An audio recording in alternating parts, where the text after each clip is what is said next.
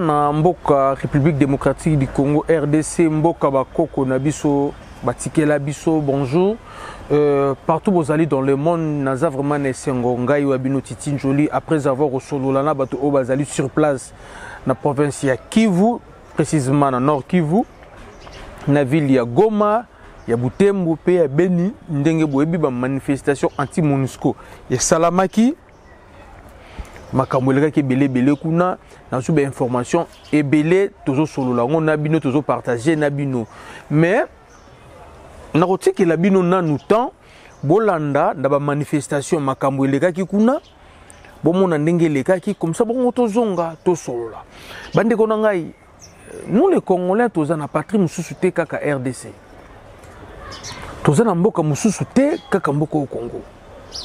Alors lorsqu'il s'agit de makambo ya mboka, je pense que nous devons être unis et soudés pour nous défendre mboka. Ndenge ba soda ba défendre mboka na front. Ndenge ba joueur ba défendre mboka, pe ba athlète na ba sport na bango. Biso pe non mutu na kwena e. Comme vous le savez, et comme on dirait une chose, quelque chose qu'on s'est répété un peu trop. Apparemment, nous les Congolais, nous n'avons pas les droits de défendre un Mboka Nabiso. Souvenez-vous, Conseil des secrétaires des Nations Unies,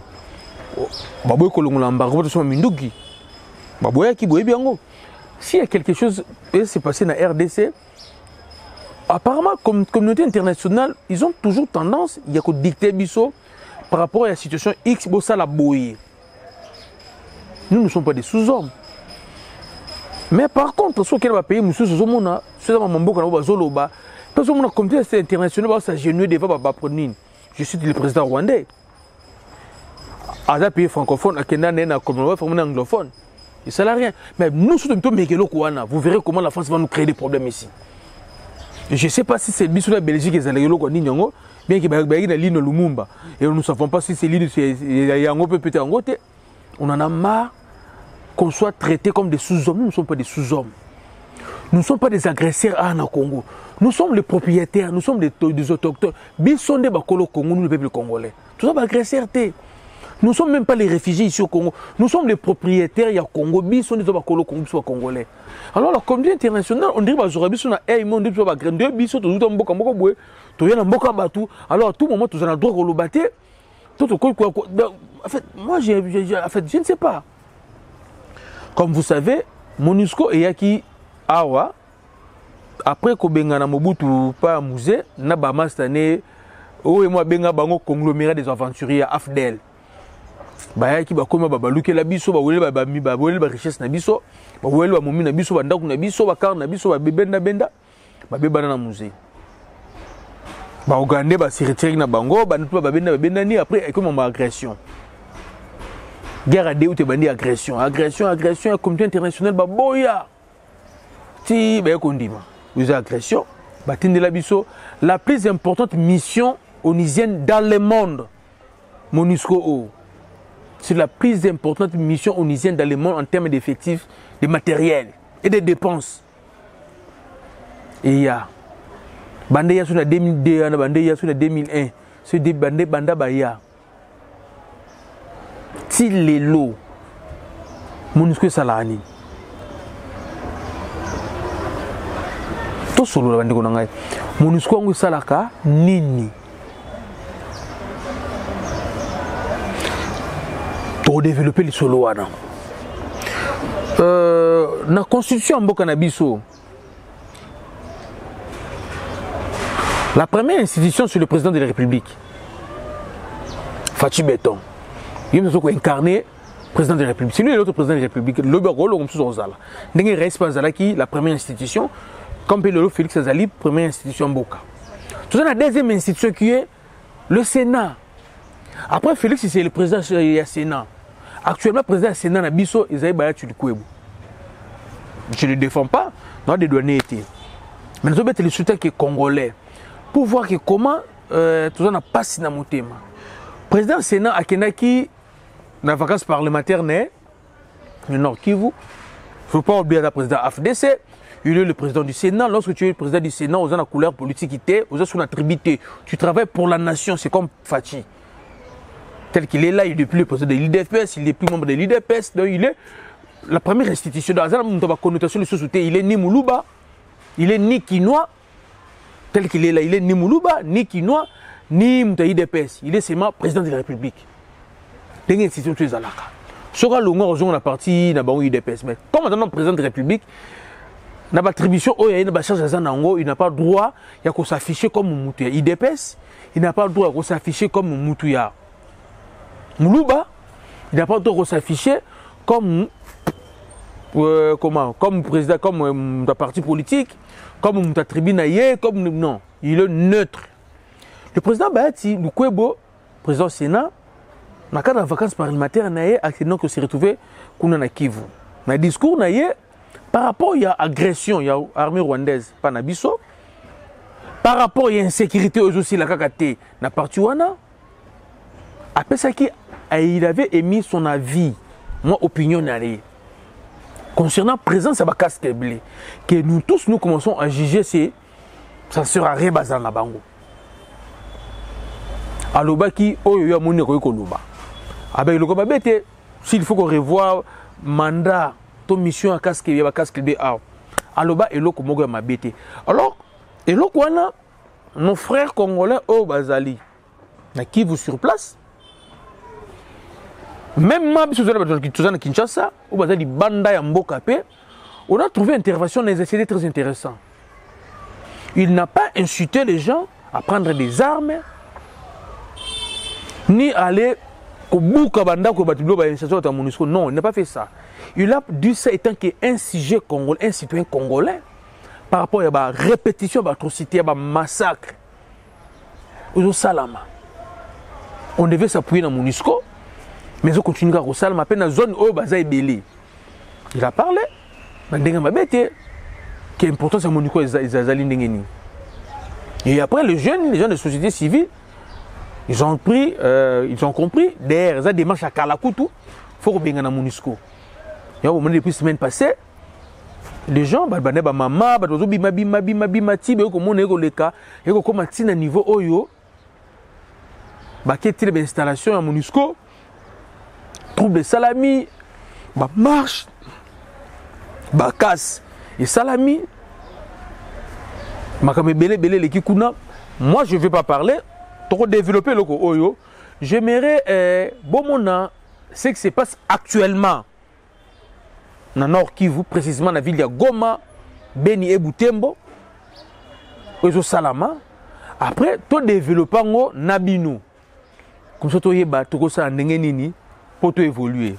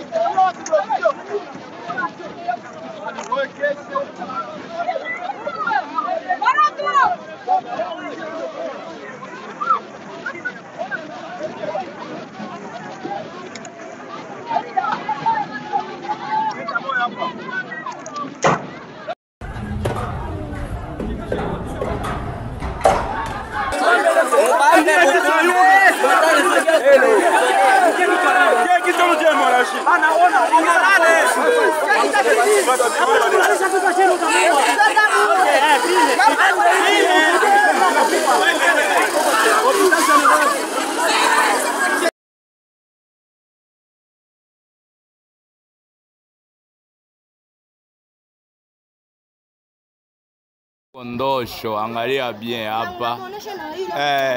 Angalia bien hapa. Hai kondosho. Hapa njoo kuerve hapa.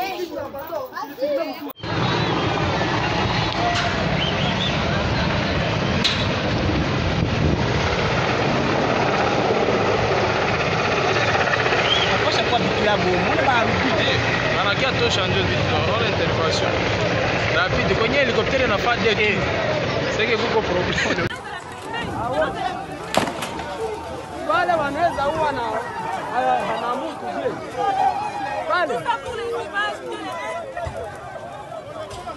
Wale wanaweza huwa pale na mtu watamuua pale. Wanaingia sasa mwenyewe.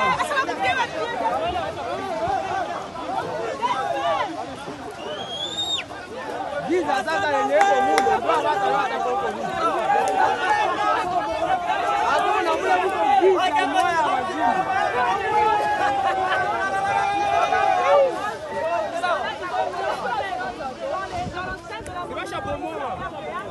manifester leur mécontentement de la présence de la MONUSCO qui en réalité n'amène rien.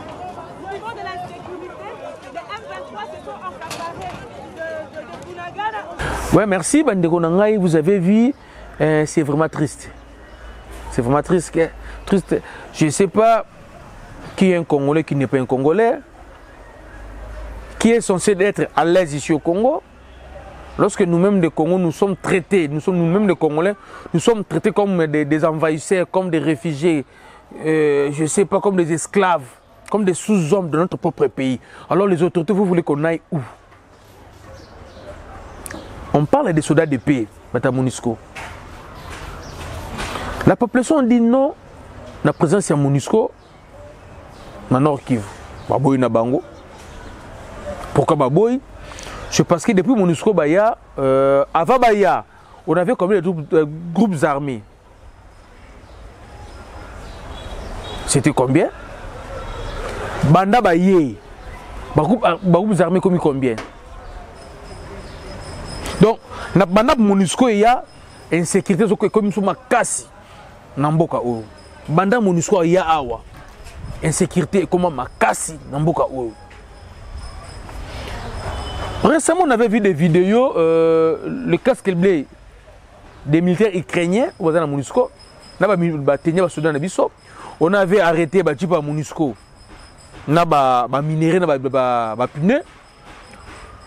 on avait arrêté les gens de MONUSCO, on a arrêté les gens de MONUSCO,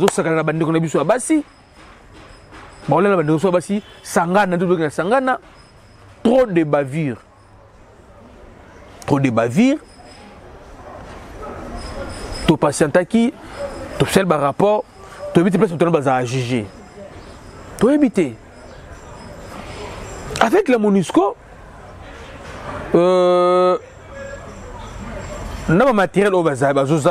ils sont incapables de défendre la population.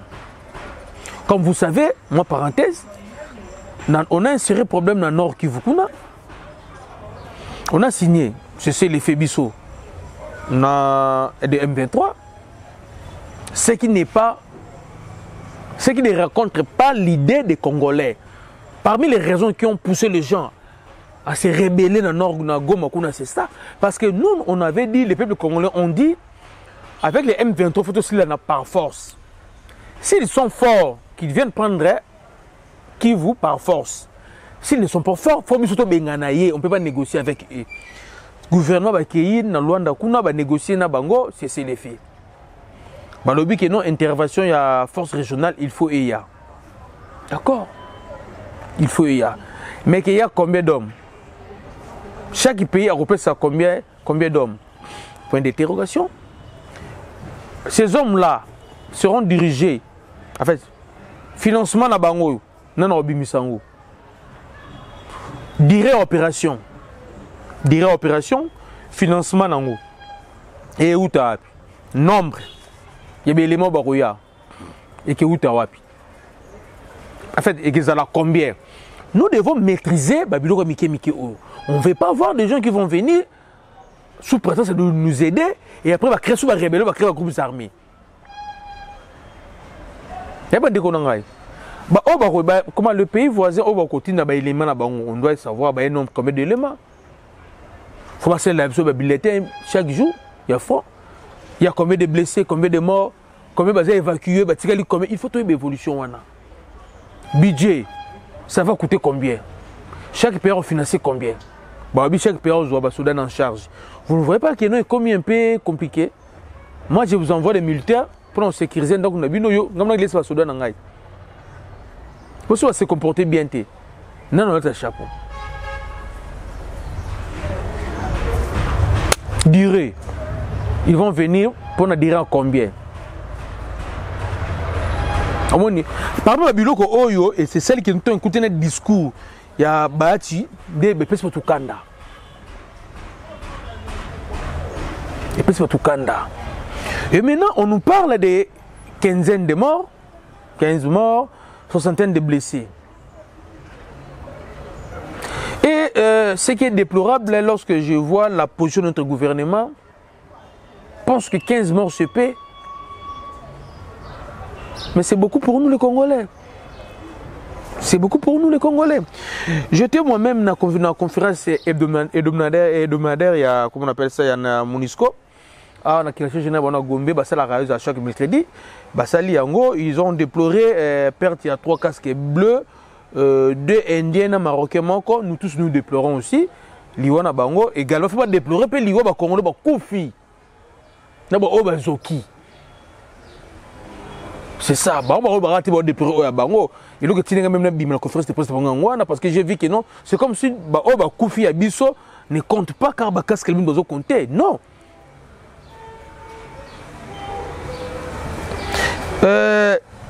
Ils ont dit aussi Bakoluka, cause il y a soulèvement islamique, ils ont ça la massikoyo na Goma, Butembo, na Beni, cause d'ango, meka bavanda basolola. C'est ici que moi je voulais m'adresser à l'autorité congolaise. Si nous aimons ce pays, si nous voulons le peuple congolais, na dialogue entre MONUSCO pour nous biso Congolais pour nous la vérité sur et là on est dans la base de soulèvement oyo que biso to déplorer peut-être ba pillage to ko encourager pillage té ko bo ma to ko encourager ko ma batuté na dialogue ba kuta ba dialoguer ba solola. Moi j'aimerais bande ko ngai totika ba société civile base la plus représentée na partie congolaise au bas que solo na bata MONUSCO kuna parce que les gens pourquoi je dis la société civile, les gens de la société civile ce sont les gens de terrain bas sur place sur les terrains bas vivre en souffrance au biso comme nous vivre na besoin de combat na carte parc Virunga bas mona yango on n'a pas besoin ministre na biso qui a géré famille to ministre affaires étrangères to ministre na biso te papa. Nos politiciens nous aiment pas nous les Congolais balingana ba biso peuple congolais. Bango déjà balongola bandeko na bango la famille biologique na bango na besoin de comme intérêt ba même ba Kinshasa on Kinshasa tonda même ba ville ba okende kuna pour passer la coupe de bango là bazo ba perdre na bango chaque jour. Alors il faut prendre les acteurs il y a société civile ba force civile la société civile on est ba lushana ba filimbi. C'est parce que bon va vivre na tomba la mutu boké na dépa village moko bomoni adef abomi batu boké place M23 bomi batu bon va vivre rango. Non ministre ici à Kinshasa va vivre bilo konate. Biso na bato yo ka on na ba radio. Tout na ba image na TV. Alors il y a des gens qui sont sur le terrain. Donc s'il faut négocier avec la MONUSCO, il faut batu anande batu de société civile. Bakende, la Ligue des jeunes, il faut bakende. Il faut négocier dans MONUSCO. Je pense que la mission des Nations Unies à MONUSCO est allée protéger les civils. Moi je pense, tant que nous sommes sur le bango, il faut changer. Si la MONUSCO veut rester avec nous ici, il faut changer la mission, il faut imposer la paix. Là où il n'y a pas la paix, ils viennent par force, ils imposent la paix. Là, nous serons d'accord avec eux. Mais si Ezakaka,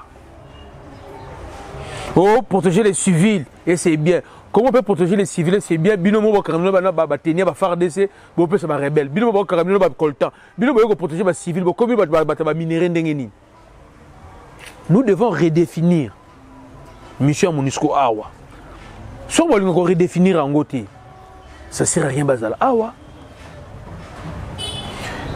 J'ai fait des enquêtes, j'ai fini par comprendre partout où la mission des Nations Unies Kenda va péter. Avant bango pe zalaka ba créer un trouble ba yepé des autres comme makasi et dimné pour ba ki ba tiki do rabongo. Parce que tiki bango te ba ça 50 ans. Imaginez-vous dans mon vidéo il y a une fille à 18 ans en 2004. Ba tunio on s'est examiné d'état, abino s'est examiné ndengini, abina vie naie nanu attend ana mobimbate. Ba tunio pourquoi bi ba vendre la place mort jamais 6 mois. Ba ko vendre faut après 3-4 mois ba okima. ake commune mususu bakimba zongi de abi atanga anika ndambu fia 18 ans atangi classité likola ni insécurité. Alors les gens de MONUSCO surtout qui peuvent garder baoto zana bagarabu on va faire 50 ans 60 ans na bango awa ba okendete ils ont trouvé du miel ici papa ba français ko tuna Mali ba se retirer ba français na Mali ba se retirer ba français na Centrafrique ba se retirer alors pourquoi pas la MONUSCO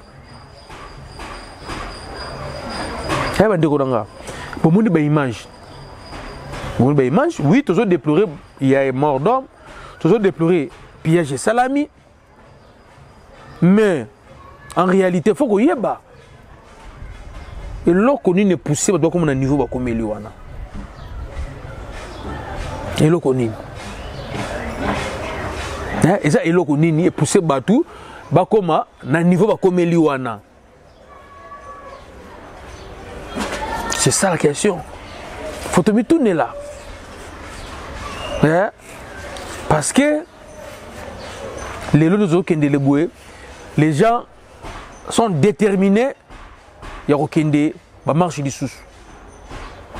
Il y a un Kabula. Il y a un front. Calme ça, moi, mais bitumbécilité. Toi, à Kinshasa, Butumbuté Zali. Situation à Goma, Bukavu, Butembo. On doit prendre ça au sérieux. Je pense que le gouvernement a dépêché une commission qui Batala.